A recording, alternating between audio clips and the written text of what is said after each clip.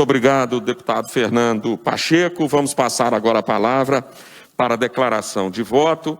Deputado Bartô.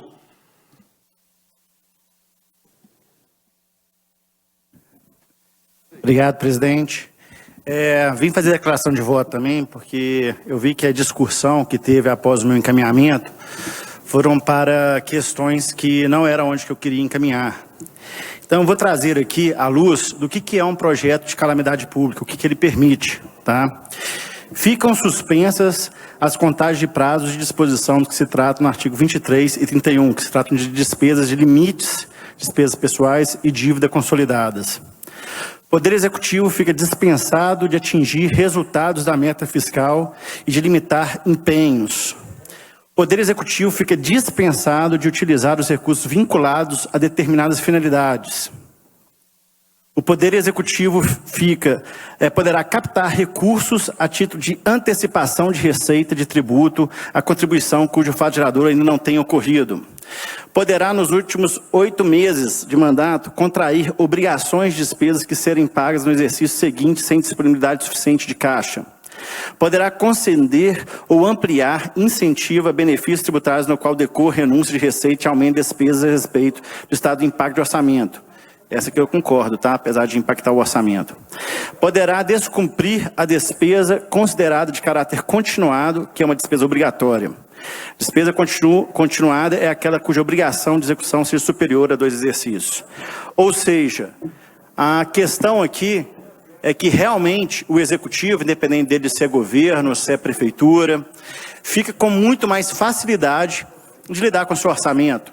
Ele fica muito menos preso àquilo que é estabelecido através de leis. E isso faz com que realmente haja afrouxamento, haja mais tranquilidade em lidar com as finanças. E o ponto que eu bati aqui é justamente aquilo que vem sendo já coerência dentro do meu mandato há algum tempo. Claro que eu fui o primeiro deputado a defender aqui o isolamento, um momento que a gente precisava sim estudar a doença, entender mais a doença e saber como lidar com ela, mas nunca defendi o isolamento como solução. E assim também é a calamidade pública.